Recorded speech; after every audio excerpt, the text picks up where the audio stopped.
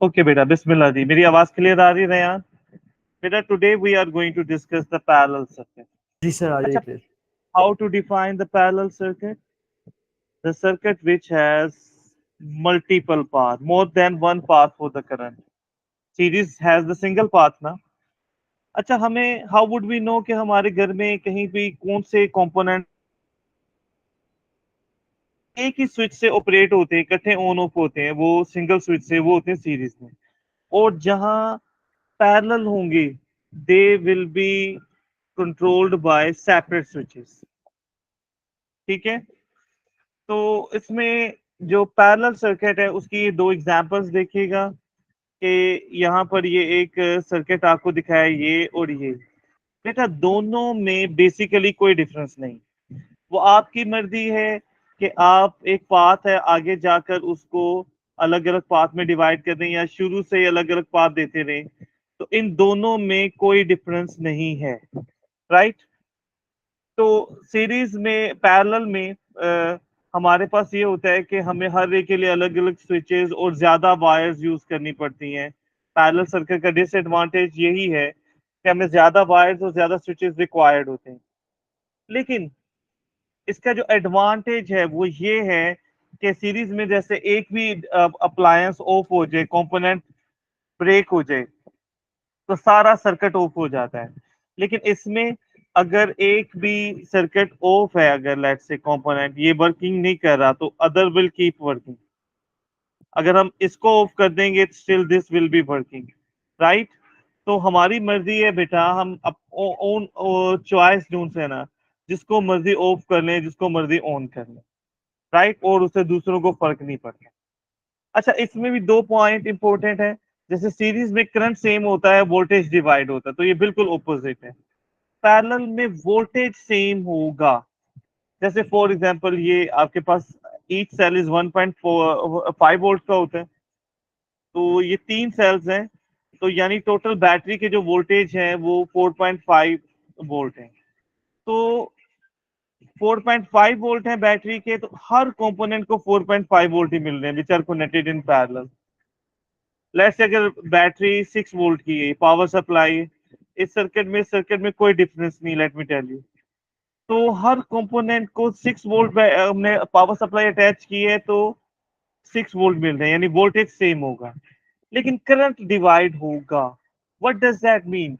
It means कि जो भी सर्किट से, सोर्स से जो करंट आ रहा है, आई, वो आगे जितने पाथ हैं, यहाँ तीन पाथ हैं, तो I1 I2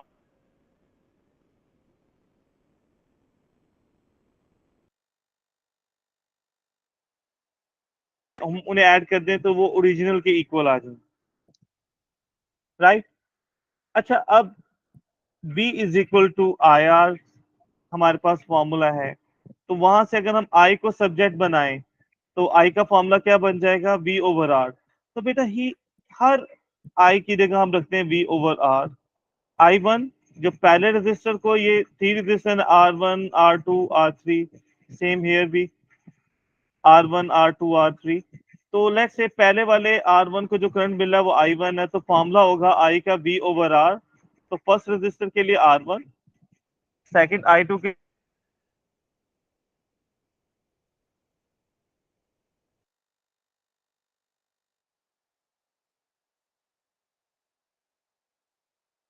three V over R। लेकिन जो I टोटल करंट है, तो V ओवर R ही, वहां जब I1 था तो R1 लिया ना, जब टोटल करंट है तो RB टोटल लेंगे। Total resistance is called RE, equivalent resistance, right.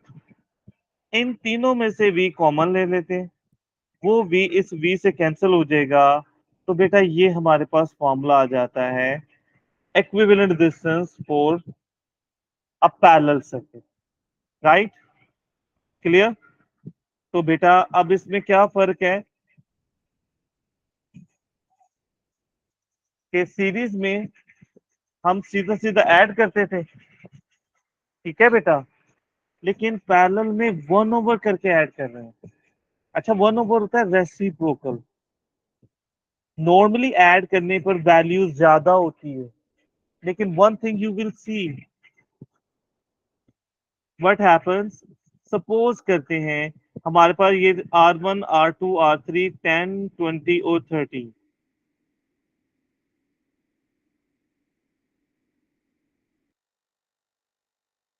तो हम R1 की जगह 10 रख लेते हैं, R2 की जगह 20, R3 की जगह 30। हम सोल्व करते हैं इस साइड को। अच्छा, ये ओ लेवल में हम प्रैक्टिस करवाते हैं बच्चों को। When you solve this side ना,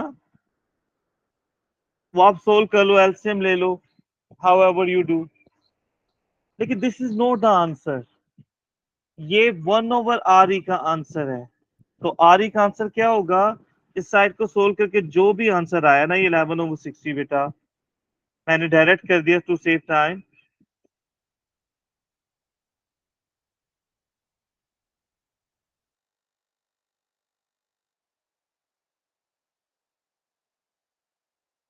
60/11। तो वो सोल्व करोगे, आंसर मैंने राउंड ऑफ करके लिखा है 5.4545 चलता जाता है, मैंने राउंड ऑफ करके 5.5 लिखा। अच्छा, जो नोटिस,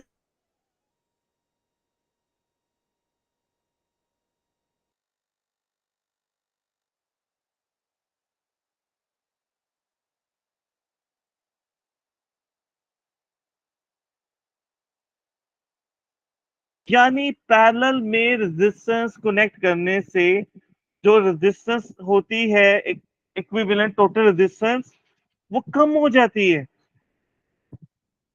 तो बेटा पैरेलल सर्किट में आर ई मिनिमम होती है, और जहां रेजिस्टेंस मिनिमम करंट मैक्सिमम होता है। और सीरीज में, which is also known as a potential divider circuit, तो सीरीज में बेटा जो कंबाइंड रेजिस्टेंस होती है, इक्विवेलेंट रेजिस्टेंस होती है, वो मैक्सिमम होती है। जहां रेजिस्टेंस मैक्सिमम हो, तो सर्किट का जो करंट होता है that will be minimum. Right? Clear? तो बेटा पैरेलल में एक तो ये डेरिवेशन एग्जाम में आती है, और हमने करके देखा कि वाकई रेजिस्टेंस कम हो जाती है। इसको कॉमन सेंस में वैसे समझें, parallel more than one path, कि अगर ट्रैफिक बहुत ज्यादा हैवी है आगे जाने के लिए, तो अगर एक रोड में बहुत हैवी ट्रैफिक है और उससे आगे हमें दो रास्ते मिल जाए आगे जाने के लिए, एक जो यूजुअल रास्ता है एक और मिल जाए, तो ट्रैफिक डिवाइड हो जाएगी, तो डिफिकल्टी कम हो जाएगी। अगर एक और रास्ता मिल जाए ऑल्टरनेटिव, तो जितने ज्यादा पाथ होंगे, मल्टीपल पाथ होंगे, डिफिकल्टी उतनी कम। रेजिस्टेंस को अगर हम समझें तो एज डिफिकल्टी ले सकते हैं, एज कॉन्सेप्ट। राइट? इसी तरह आप देखेंगे जितने भी मेगा स्टोर्स होते हैं, वहां मल्टीपल काउंटर होते हैं। अगर एक काउंटर होता तो शॉपिंग से ज्यादा बिलिंग पे टाइम लग जाता। ठीक है, काउंटर पर। तो ये हमें मटेरियलिस्टिकली भी ये एग्जांपल समझ आती है। तो अब वैन एवर कोई डिफरेंट कॉम्बिनेशन दिए हो, तो पूछा जाए कि सबसे कम रेजिस्टेंस किसमें होगी, और इन अदर वर्ड सबसे ज्यादा करंट किसमें होगा, तो that will be parallel circuit.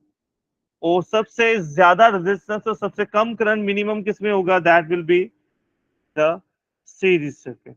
Right? अच्छा, अब इस मामले की प्रैक्टिस अगर हम कर लें, कुछ चीजें मैं चाहूंगा कि आपको आनी चाहिए टू सेव टाइम। जैसे दो रेजिस्टर है, let's say each resistor is 30 ओम। तो कंसीडर करें कि ये 2 ओम 30 ओम के जो रेजिस्टर्स हैं, they are connected in parallel. तो अगर हम इन पर फॉर्मूला लगाएं पैरेलल वाला, कि जो 1/RE किसके इक्वल होगा, दोनों को 1 ओवर करके ऐड करना है पैरेलल में, सीरीज में सिंपली ऐड कर देते हैं। तो बेटा हम जब इसे सोल्व करेंगे, तो जो आंसर आएगा उसको रेसिप्रोकेट करना है, मैं रिपीट कर रहा हूँ। ठीक है, आर ई का आंसर 15 आएगा। तो गौर से देखिए, तो ये 15 इस 30 का हाफ नहीं है, है ना? यानी जो यहां से डिफिकल्टी या करंट आ रहा है, वो दो इक्वल पार्ट्स में डिवाइड हो जाता है, तो रेजिस्टेंस या डिफिकल्टी लोड हाफ हो जाता है। तो बेटा दो रेजिस्टेंस और इक्वल में, तो कंबाइंड रेजिस्टेंस हाफ हो जाएगी। सिमिलरली अगर तीन इक्वल रेजिस्टेंस है, आप फॉर्मूला लगाओ, सोल्व करो, आंसर विल बी 10। वो से देखिए, वो 10 उनमें से हर एक का 1/3 नहीं, यानी सिंपल, अगर दो इक्वल रजिस्टर पैरेलल लगे लगे हो तो एक रजिस्टर को 2 पे डिवाइड करें, तीन रजिस्टर्स हैं तो एक रजिस्टर्स को, उनमें से एक को 3 पर डिवाइड कर दें। इसी तरह 4 लगे हो तो 4 पे डिवाइड कर दें, और डिवाइड करके रेजिस्टेंस डिक्रीज होती है। दिस प्रूव्स कि वाकई पैरेलल में रेजिस्टेंस कम हो रही है। Right, clear? जी सर। Will this fine? अच्छा, अब कंसीडर करें कि ईच रजिस्टर इज 30, तो ये हमारे पास एक कॉम्बिनेशन है। तो can you make the gas कि इनकी कंबाइंड रेजिस्टेंस कितनी होगी बेटा? मैंने आंसर्स लिखे हुए हैं, इस वाले की बताएंगे। सर एक रेजिस्टर 10 के ओहम्स की इक्वल है। Each is 30, each resistor is 30 Om.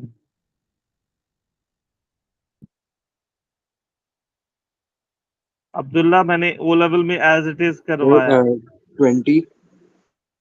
How did you no this? ये 30 और सर 30 वो सीरीज में है। 30 30 60 और नीचे वाला 30 तो 1/60 और 1/30 करके एलसीएम लेके उसका रेसिप्रोकल कर देंगे। That's good. Who is this? Abdullah? जी sir. Ryan and company, no sound from you.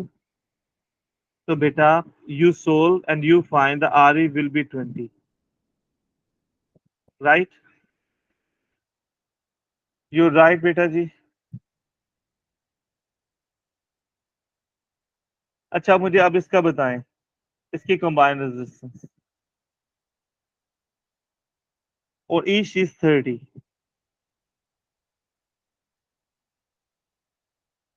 Ji sir बेटा। 30। Yes, the answer is 30. Can you explain how?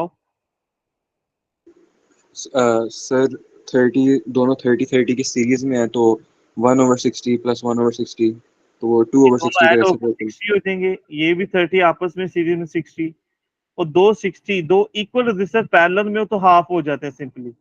जिस बच्चे का थोड़ा सा पीछे हमने सोल्व किया है, इक्वल रजिस्टर पैरेलल में हो तो हाफ हो जाते हैं, तो आप इसे सोल्व करो बेटा, तो डायरेक्ट आंसर जिस बच्चे की वो प्रैक्टिस होगी वो बताएगा। अच्छा, now each resistor is 30। Can you share यहाँ पर कंबाइंड रजिस्टेंस कितनी होगी?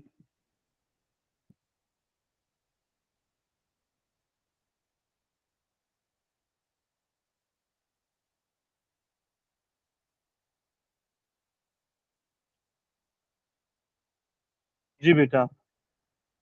सर 55।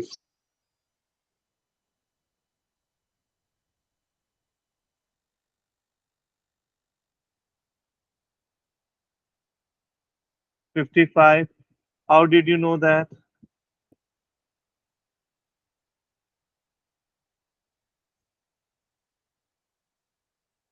जी बेटा, कैन यू एक्सप्लेन? तीन रजिस्टर्स इक्वल में हो, 30 30 30, तो इसका मतलब एक को 3 पे डिवाइड कर देंगे। सो हेयर आप सोल्व करके देख लें, 1/30, the answer will be 10 here. दो रजिस्टर्स इक्वल में हो तो मतलब ईच को 2 पे डिवाइड कर दें, तो here the total resistance will be 15 ohm, और यहाँ सिंगल सिंपली 30 ओम है। तो अब आप इन सबको ऐड कर दें, 10 plus 15 plus 30 will give you the 55 ohm, right? अच्छा, अब now coming to the real problem. Consider ये हमारे पास एक सर्किट का एक पार्ट आपको दिखाया गया। ए बी सी डी चार पॉइंट्स हैं, चार रेजिस्टर हैं, यू कैन से 2855। अगर बच्चे को जिसको थोड़ी सी ओ लेवल की प्रैक्टिस है वो मुझे डायरेक्ट बता सकता है आंसर।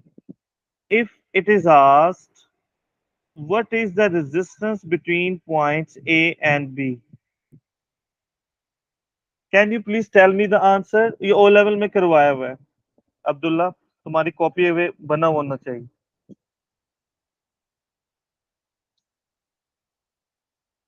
जी बेटा।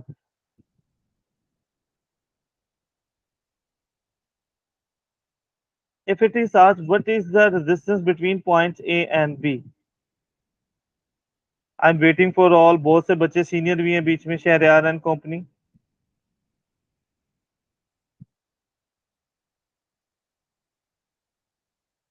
जी बेटा, मेरी आवाज आ रही है आपको?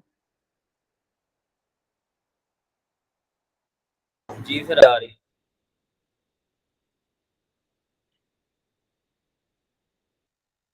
ओके, तो बेटा what will be sir the resistance between points A and B? चलो मैं थोड़ा सा इसको आसान पूछ लेता हूँ। पहले मैं सबसे आसान पूछ लेता हूँ। What is the resistance between point A and C? चलो ये बता दे, बाकी हम बाद में कर लें। जी बेटा। Sir 5। 5। Very well answer. How did you solve that? कि सर वो ए से सी जाने के दो पाथ हैं। एक होगा ये वाला पाथ, राइट, और एक होगा बेटा ये वाला पाथ। तो इस वाले पाथ में 2 और 8 सीरीज में है, तो उनकी कंबाइंड रेजिस्टेंस 10 हो जाएगी, और 5 और 5 6 कंबाइंड रेजिस्टेंस 10 हो जाएगी। तो 10 वाले ओम वाले दो कंबाइंड रेजिस्टर बेटा, they will add up, parallel में है। तो हम कैसे करेंगे कि 1/RE will be equal to 1/10 plus 1/10. So you will solve the answer to be 5 ohm. अच्छा जी, next it is asked what will be the combined resistance, what will be the resistance between points A and B? जी बेटा।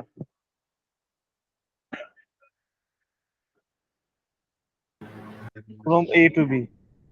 Sir 2। बेटा, जब भी आपने देखना है ना कि हमने दो पॉइंट में रेजिस्टेंस फाइंड करने हैं, तो देखिए हमारे पास कितने पाथ हैं। एक ए से बी ये पाथ है जाने का, और एक ए से बी यहां से होते हुए जाने का भी तो है ना। और मोर देन वन पाथ को कहते हैं पैरेलल। इट मींस ए से बी ओवरऑल पैरेलल सर्किट है। एक तरफ तो हमें सिर्फ 2 ओम रेजिस्टेंस मिलेगी, देखिए दूसरे पाथ में 5 5 एंड 8 सीरीज में तो कितनी हो जाएगी? 18। तो बेटा when we have to calculate the resistance between points A and B, तो हम कैसे करेंगे?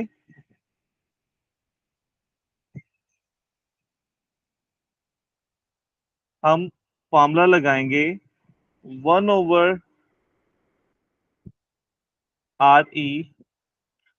will be equal to 1/2 plus 1/18।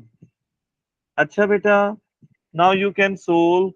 इसका answer will be, final answer will be 1.8। वो आप सोल्व कर लो, टीचर थोड़ा कभी डायरेक्ट कर लेते हैं। Now consider what will be the resistance point B and D. अब आप बता सकते हैं, प्रैक्टिस होगी थोड़ी सी। जी जल्दी बताइएगा।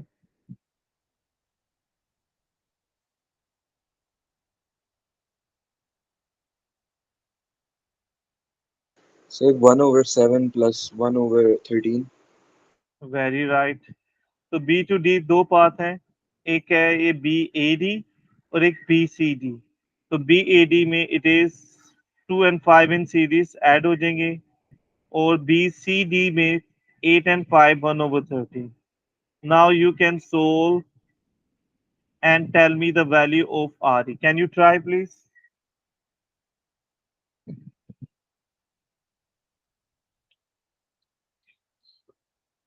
मुझे RE का फाइनल आंसर बताना। Say 4.55. Very well answered. I hope it's correct. Okay. Similarly, what will be the resistance between RCD? Resistance between C and D.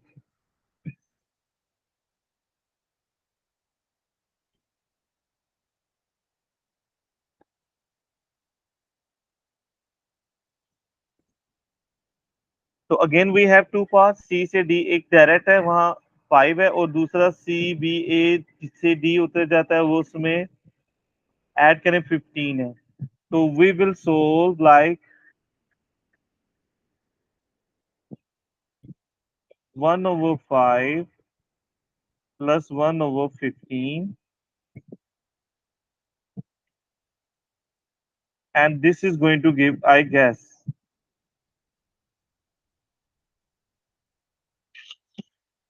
right?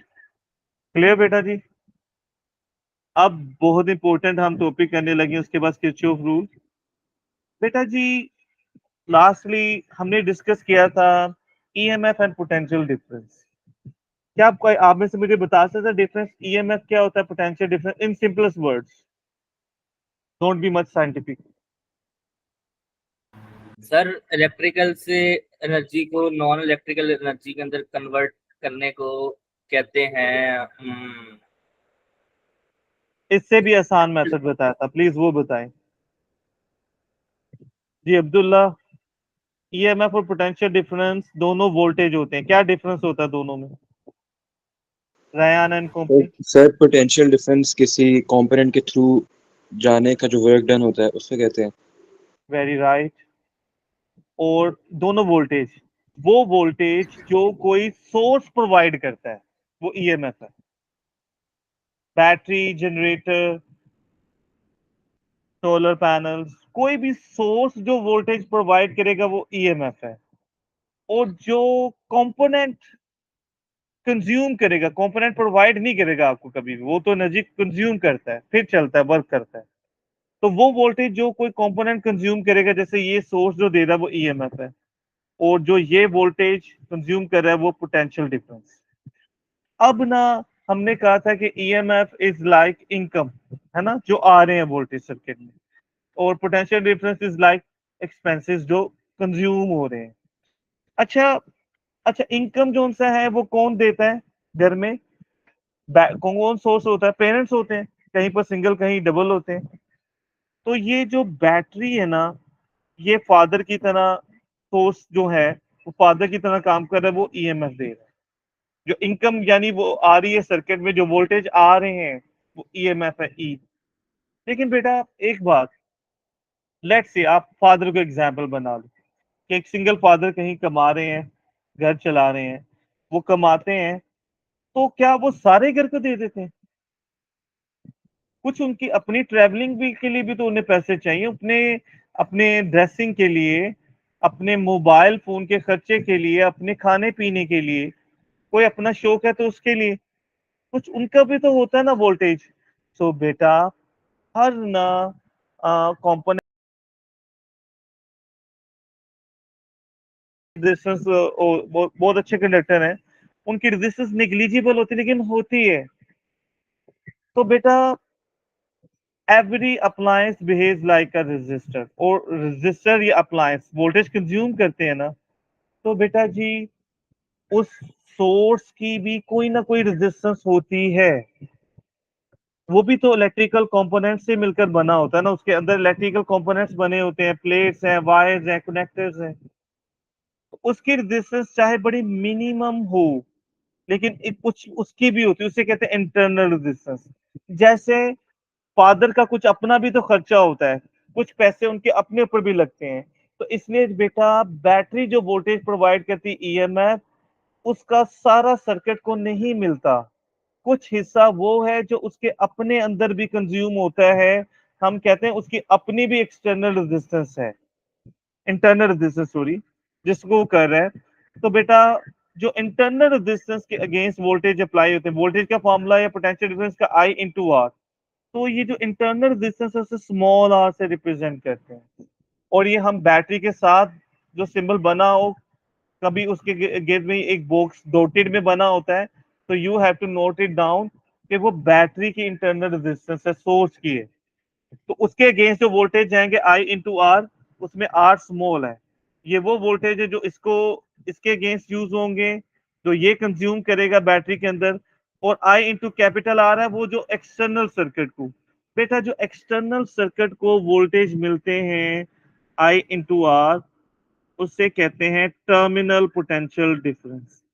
अच्छा, उसको टर्मिनल पोटेंशियल डिफरेंस पता है क्यों कहते हैं? क्योंकि ये बैटरी है ना, तो ये बैटरी के टर्मिनल्स हैं, इसके अक्रॉस जो एक्सटर्नल सर्किट को मिल रहे हैं वो कहते हैं टर्मिनल पोटेंशियल डिफरेंस। और वो यूजुअली होते हैं आई इंटू आर, यहाँ R is the external resistor, external appliance, और आई इंटू स्मॉल आर ये वो वोल्टेज है जो इसके अंदर। इट मींस जो बैटरी ईएमएफ दे रही है वो एक एक्सटर्नल सर्किट को लग रहे हैं, वो टर्मिनल पोटेंशियल डिफरेंस है, और एक उसके अंदर अपने अगेंस्ट अंदर यूज हो रहे हैं, वो आई इंटू आर। राइट, तो बेटा जी ये फॉर्मूला बन जाता है E is equal to I R plus I R. इसमें कैपिटल आर है वो जो एक्सटर्नल सर्किट को मिल रहे हैं, और small I into small R है वो इंटरनल उसके सोर्स के अंदर जो यूज हो जाते हैं, कंज्यूम। अच्छा, अब आपने क्या याद करना है कि बैटरी का ईएमएफ जो सा होता है वो आई इंटू आर एक्सटर्नल सर्किट, और I into small are internal जो बैटरी के अंदर है वहां वोल्टेज कंज्यूम हो जाते हैं। इन दोनों में से आई कॉमन आ रहा है, तो ये है वो फॉर्म जो आपने याद रखी। एक ये जो एक्सटर्नल सर्किट को मिल रहे हैं उनको टर्मिनल पोटेंशियल डिफरेंस V कहते हैं। तो बेटा हम इस आई आर की जगह V is equal to I R है ना, V रख देते हैं, तो फॉर्मूला बन जाएगा E is equal to V plus I R. तो आपने ये दो फॉर्म्स याद रखनी है जब भी इंटरनल रजिस्टर जो सा है वो इन्वॉल्व होगा, तो EMF is equal to V plus I R. V plus I R ये वाला फॉर्मूला, इसमें V वो जो एक्सटर्नल सर्किट को मिले और आई आर वो वोल्टेज है जो उसके बैटरी के इंटरनली कंज्यूम हो जाते हैं। ठीक है, कंज्यूम विद इन बैटरी। अच्छा, एक ये फॉर्म और एक इन दोनों में से आई कॉमन ले लें ये। अच्छा बेटा, यहाँ ना एक चीज जहन में रखनी है, वो क्या कि हमें क्लियरली पता चल रहा है कि E is equal to V plus I R. V में कुछ ऐड कर रहे हैं फिर E के इक्वल आ रहा है।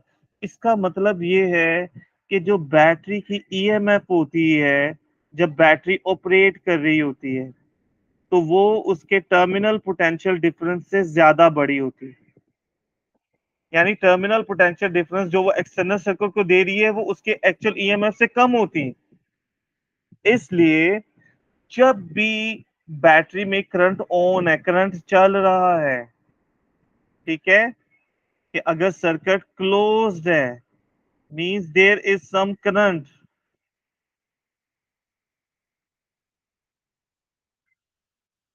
इट मींस आई आर की कोई वैल्यू होगी जो बैटरी कंज्यूम करेगी।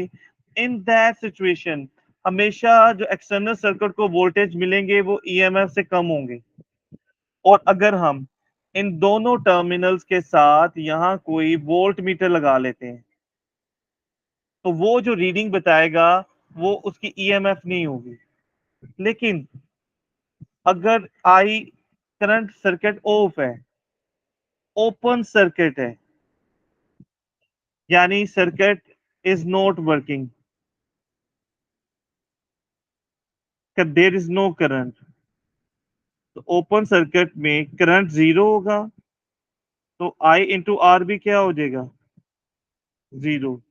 तो आप जरा फॉर्मूले को देखें, अगर आई इंटू आर जीरो हो जाएगा तो in that situation E will be equal to V, यानी जो टर्मिनल पोटेंशियल डिफरेंस है जो बैटरी के टर्मिनल्स पर है वो उसकी ईएमएफ के इक्वल। इट मींस किसी भी बैटरी की एक्चुअल ईएमएफ फाइंड करनी है तो तब करें जब वो सर्किट ऑफ हो, रनिंग में मत करें, वरना जो हमारे पास वैल्यू आएगी वो एक्चुअल ईएमएफ से कम ही आएगी। Right, clear, is it fine? यहाँ तक कोई प्रॉब्लम तो नहीं है? हाजिरा रेहान बेटा, आपने क्या याद करना है, आपने ये दो चीजें याद करनी है यहाँ पर कि जब भी बैटरी जो ईएमएफ देती है उसमें जो एक्सटर्नल सर्किट को मिल रहे हैं वो ये V है, ठीक है, और कुछ वोल्टेज उसके अपने अंदर भी होते हैं वो आई इंटू स्मॉल आर है। एक तो ये फॉर्मूला आपने याद रखना है, और दूसरा इन दोनों में से आई कॉमन ले लें।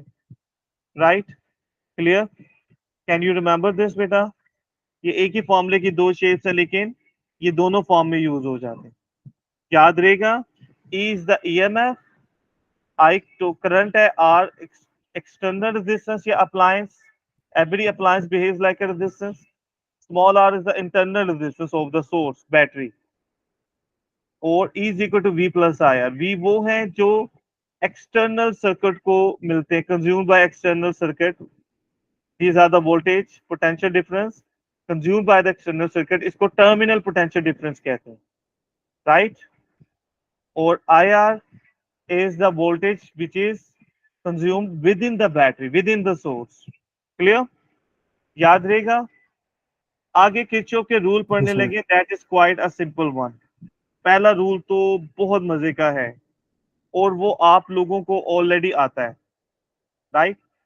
कैसे? फॉर एग्जाम्पल जस्ट मैंने ये थोड़ा सा सोल्व किया हुआ है, पहले मैं वो इरेज कर दूं ताकि मैं आप लोगों से पूछूं तो आपकी थोड़ी सी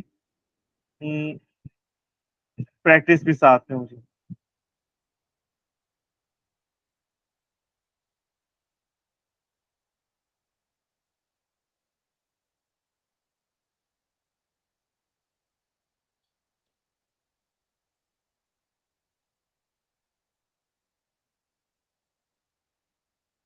ओके बेटा, ये आपको इसके लिए कोई बहुत ज्यादा नॉलेज की जरूरत नहीं है. किरचॉफ का फर्स्ट रूल आपको ऑलरेडी आता है.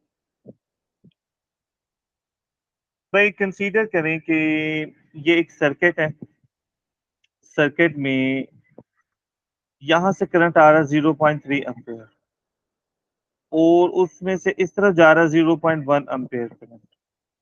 इधर करंट कितना होगा?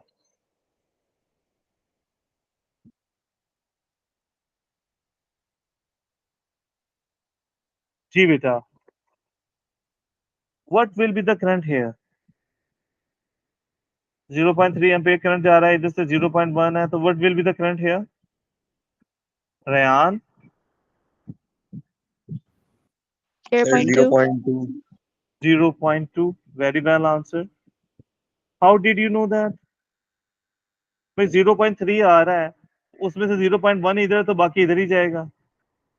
इसको अब हम स्टेट कैसे करते हैं? तो बेटा ये पॉइंट जो सेंटर में था, जंक्शन कह लें आप, जहां ये मिल रहे हैं, तो current entering a point is equal to current leaving the point. जितना करंट एक पॉइंट में एंटर होता है उतना ही लीव करता है. इसे कहते हैं कंजर्वेशन ऑफ चार्ज. तो फर्स्ट रूल क्या है स्टेटमेंट?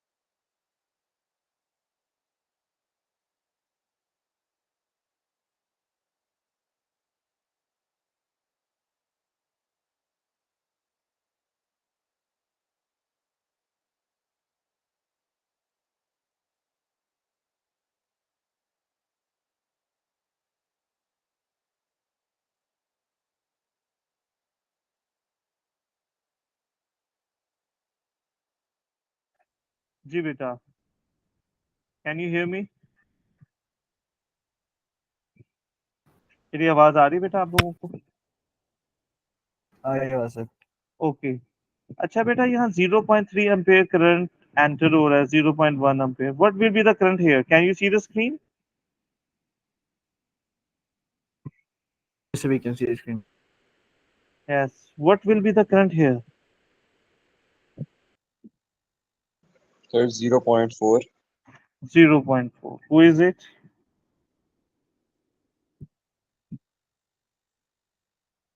Abdullah? जी सर। तो बेटा कॉमन सेंस है। How did you know that? ये 0.3 भी एंटर हो रहा है, 0.1 भी एंटर। तो current entering is equal to the current which is leaving. अब मैं पूरा एंटरिंग और लीविंग नहीं लिख रहा। तो कौन का एंटर कौन हो रहा है बेटा? यहाँ I1 है, I2, I3। तो I1 और I2 एंटर हो रहे हैं। तो इक्वेशन क्या बन जाएगी? Current entering is equal to leave. कौन सा करंट कह रहा है उस पॉइंट में से? That is 3। क्लियर बेटा जी? फाइन। Yes, sir. ओके।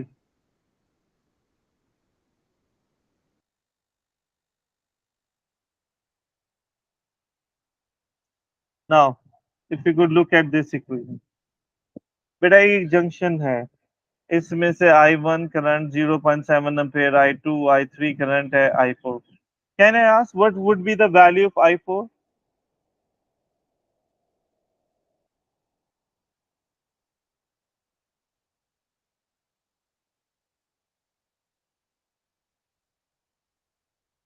जी बेटा। सर 13। 13 तो नहीं होगी, 1.30। हाउ डिड यू नो कि ये दोनों करंट एंटर हो रहे हैं? तो करंट एंटरिंग कितना है? इन दोनों को ऐड कर दें। 0.7, 0.8, 1.5। तो 1.5 में से 0.2 लीव कर रहा है। जितना एंटर होगा उतना ही लीव करेगा ना। तो 1.5 ही लीव करना है। तो 1.5 एंटर हो रहा है, तो उसमें से 0.2 अगर लीव कर रहा है तो बाकी कितना बच जाएगा? 1.3 वो लीव करेगा। अच्छा, इसकी इक्वेशन क्या बनेगी बेटा? लेट्स से ये current you can see I1 I2 I3 4, I4 का नाम है। तो what will be the equation? कौन से करंट है जो यहाँ एंटर हो रहे हैं? तो I1 और I2 एंटर हो रहे हैं और I3 और I4 लीव कर रहे हैं। क्लियर? अच्छा बेटा जी, नाउ कल इंशाल्लाह लेक्चर कंप्लीट हो जाएगी रयान, फिर वेव और पार्टिकल फिजिक्स रह जाएगी बस आपकी। ठीक है, ये last example for today we are doing. लेकिन कल वाला लेसन, हाँ कल की टाइमिंग थोड़ी चेंज होगी। कल A2 की क्लास पहले होगी 3:20 पे तकरीबन। कह रहे यार A2 सर की क्लास 3:20 पर होगी। सर जी कल ना A2 के मैंने क्वेश्चन कंपाइल किए हैं, उसके आइडियल गैस के, थर्मोडायनेमिक्स के, वो तो वो करवा कर रहे हैं। लेंगे, वो कर लेंगे वो बेटा। कॉम्प्रोमाइज हो रही है थोड़ी। 3:20 पर कर लीजिएगा, ठीक है? जी राइट, सर। ओके। अच्छा बेटा जी, नाउ लुकिंग दिस। बेटा ये एक सर्किट नजर आ रहा है आपको?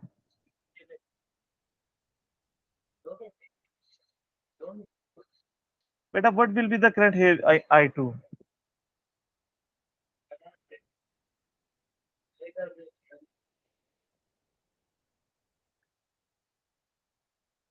1.28।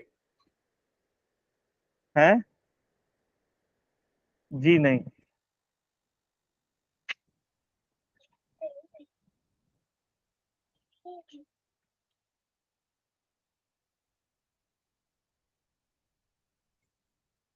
बेटा, सिंपल है। Current entering is equal to current leaving. ये तीनों एंटर हो रहे हैं, तो ये तीनों एंटर हो रहे हैं उतना ही लीव करेगा। तो कितना इन सबको ऐड कर लो जरा।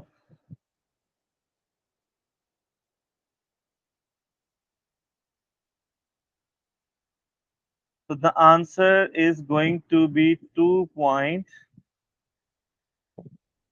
एम्पियर। और क्या इक्वेशन बनेगी, क्या बेसिक फॉर्मूला है? Current entering is equal to current leaving. तो एंटर कौन हो रहा है बेटा? कौन कौन सा करंट एंटर हो रहा है? I1, I3, I4। इस पॉइंट में तीनों एंटर हो रहे हैं। तो current entering is I1 plus I3 plus I4, right. और लीव कौन कर रहा है बेटा? I2। This will be the equation. Clear बेटा जी? That is all for today. Any question you can ask.